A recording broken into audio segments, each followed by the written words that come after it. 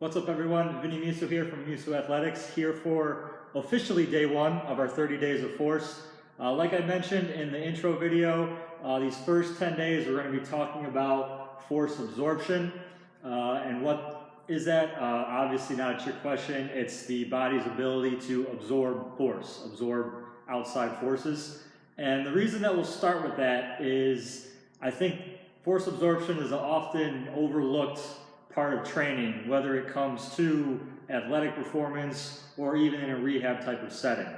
Because a lot of times if we look at different scenarios, whether in life or athletics, how often have we been watching a game on TV and we see the opposite end of the spectrum. We see the force production aspect of a movement. If we're watching a basketball game, we'll see someone jump up for a dunk.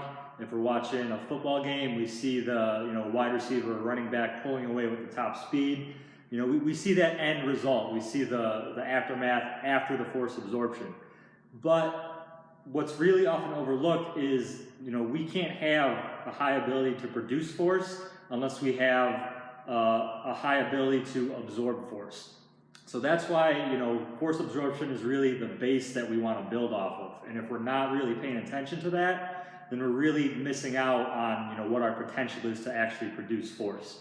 So if we look at our V, if you remember in the intro video, I said we can kind of think of force as the letter V. For those who are interested in looking into that a little bit further, Cal Dietz is a very good resource. He talks a lot about triphasic training, which really talks a lot in detail about this V method. And I'll post in the description of this video a link to his a book that he wrote about triphasic training, where it emphasizes all these different types: eccentric, isometric, and concentric movement.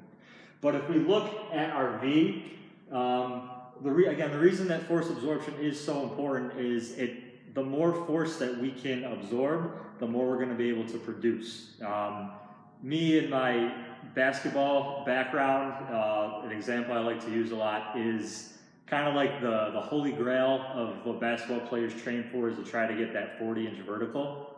So a lot of times people are training, let me do heavy squats, let me do plyometrics, let me just work on jumping, and that's going to get me to that 40-inch vertical. But we really want to think about, your brain is incredibly smart. And kind of an analogy I like to use is, if your brain or your body doesn't feel safe landing from 40 inches, then why would it feel safe enough to produce 40 inches? So basically, to explain that easier, if you can't absorb 40 inches worth of force in your body's not going to be able to produce 40 inches. So if we go back to that V, you can see the two arms of the V are symmetrical. Okay, we're not going to have a situation where, let's say this being our force absorption arm, if your body can only safely absorb about that much force, we're not going to be able to produce force. Okay, so if our body is only able to absorb this much force, if we look over here at the other arm of our V, we're essentially cutting off that top part of the arm, and we can only, if we're only able to safely, and our brain feels safe absorbing this amount of force, we're only going to be able to produce that equal amount of force on the other side. So that's really why force absorption is so important. It gives us that base to build off of, and it gives our body more capability to produce more explosive forces. Okay, and again, I use this, I use a lot of athletic examples, but even in a rehab type of setting, this is important. Because the other really big part of force absorption is not just that it gives us, again, a greater capacity to produce force, but improving our force absorption abilities is really going to do wonders for our injury prevention. So this is really in the rehab world where this can really be taken and put into play. Because think about, me, I do have a past as a physical therapist, and for all the physical therapists out there, think of how many, whether it's athletes or non-athletes, just people kind of going through their everyday lives, think of how many people you have come in that they have, a hamstring strain, a quad strain, low back strain, or if you are working with an athlete, sprained knee, sprained ACL, MCL, anything like that. At least in my experience, a very big majority of those people that I work with suffer those injuries on, an absorption movement. So a lot of times, if I'm dealing with someone with a hamstring strain, they didn't really get it pushing off the ground. So if someone strained their hamstring running, I can almost guarantee that injury was not from the pushing off phase of their running, of their gait cycle. Almost all the time, it's on the landing. So that landing, that front foot landing on the ground, the body absorbing that force from the running, that's where that injury happens, okay? That's where a lot of injuries will happen, is that absorbing. So not so much the producing force of a movement, but the absorption part, okay? So that is why force absorption is also another reason why force absorption is such a key element to work on, okay? So again, really the two major takeaways of why force absorption is so important. One being injury prevention. If we're going to rank these in terms of how important they are, injury prevention always towards the top of the list. So number one, injury prevention, and number two, it gives us a greater capacity to produce force, okay? So injury prevention, greater capacity to produce force, okay? And really the two major areas that force absorption can be broken down into, our two methods of developing our force absorption are through our slow eccentrics is method one, and then our second method is rate of force development, or eccentric rate of force development. So in the upcoming videos, I'm going to go more into detail about these, but I just wanted to introduce them today so we kind of got a platform and to know where we're going to go moving forward. But if we look at our slow eccentrics, and again, for those out there who aren't familiar with eccentric, I can give a quick breakdown. So an eccentric muscle movement is essentially when your muscle fibers are firing, but your muscle is elongated. So the easiest demonstration I like to use for explaining this is if you think of a bicep curl. You go to the gym, you see a lot of people doing bicep curls. Okay, if you were to actually look at the bicep, okay. Once I'm lowering from that curl, I'm controlling it on the way down. I'm not just letting the dumbbell just pull me down to the ground. Okay, that's not what we want to do when we're lifting weights like that. But if we look at the bicep curl, as we're lowering that in a controlled manner back to the start position, if you look at my bicep is elongating. Okay, but even though it's elongating, my muscle fibers are still firing. Okay, that's what allows me to control it on the way down. Okay, so when we use the term eccentric, that's the type of muscle contraction that we're thinking about. So again, just think about that bicep curl on the way down. As the muscle is elongating, your muscle fibers are still firing. Okay, so our first method of force absorption, we're going to look at slow eccentrics. Okay, that will be tomorrow's video. We'll really focus on that, but I wanted to introduce that a little bit. Okay, so our slow eccentrics, that's going to emphasize our time under tension. Again, we're talking about the bicep curl, okay?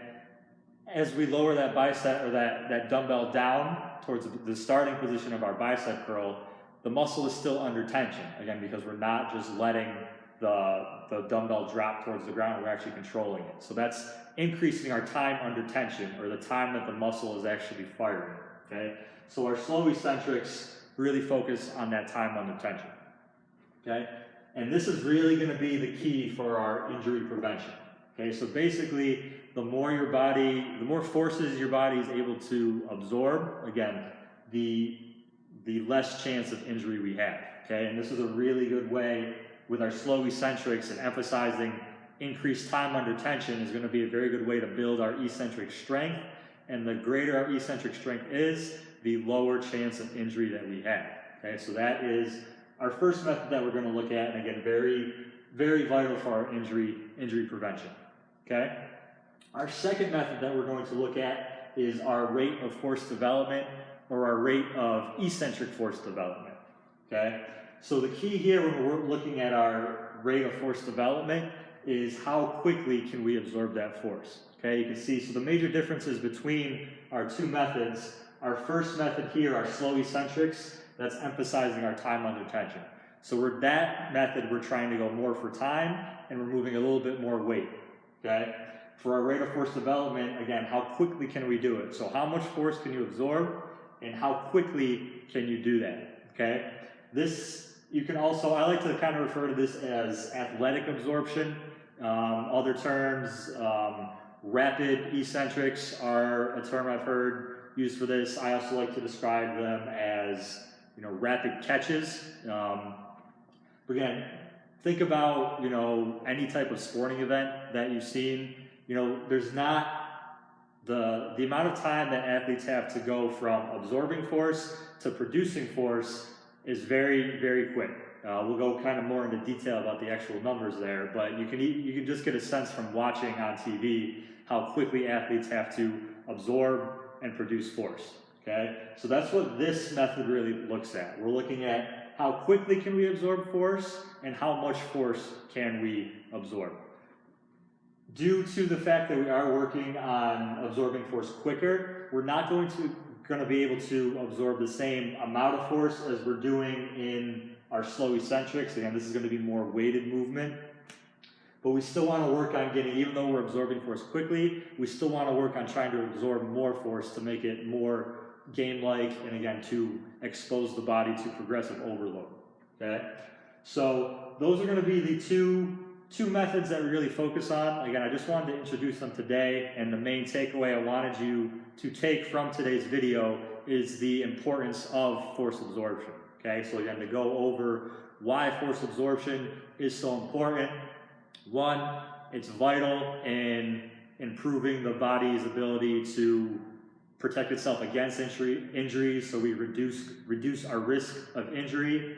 And number two, in terms of more an athletic type of standpoint, the more force our body is able to absorb, the more potential that we have to produce force. So again, I think often this is an overlooked part of our training, but looking at how important it is, and I think moving forward, again, whether you're an athlete, whether you're a strength and conditioning coach, or in the rehab world, try to take this into account as you're making plans. So as a strength and conditioning coach, as you're creating a workout plan for an athlete or a team, or a rehab specialist, a physical therapist, if you're making a rehab plan for a client, really think about taking force absorption into account.